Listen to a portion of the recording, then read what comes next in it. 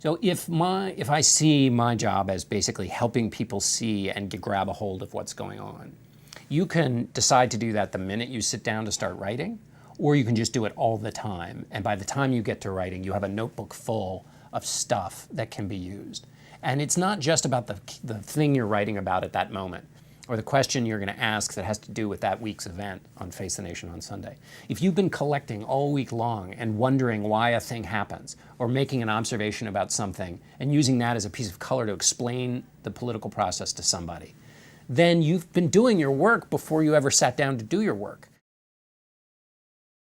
What I do is centered around a single thing, right? It's a notebook. To me, it's the most elemental part of what I love about my job, is coming up with questions to ask people that will then get answers that will be worthy enough to be written down. So to me, it's the essential transaction of what I love about what I do.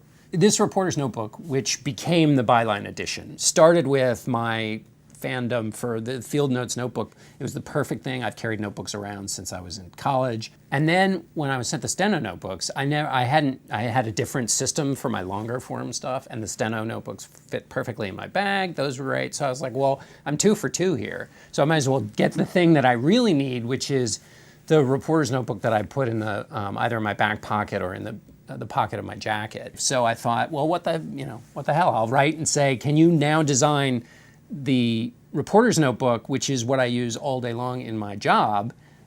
Can you design it, and can I do anything to help to make you design it, since this is the fundamental instrument that is at the center of the way I do my job? And so that's where the Byline edition came from.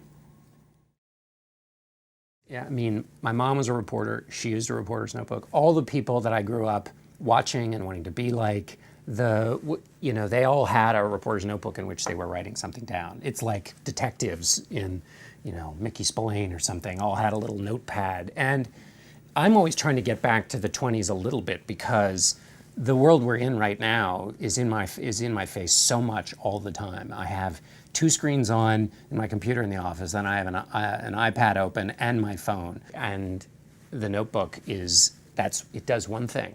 That's all it does. It's not trying to do anything else for me. It's doing that one thing, and I'm always trying to get back to doing that one thing.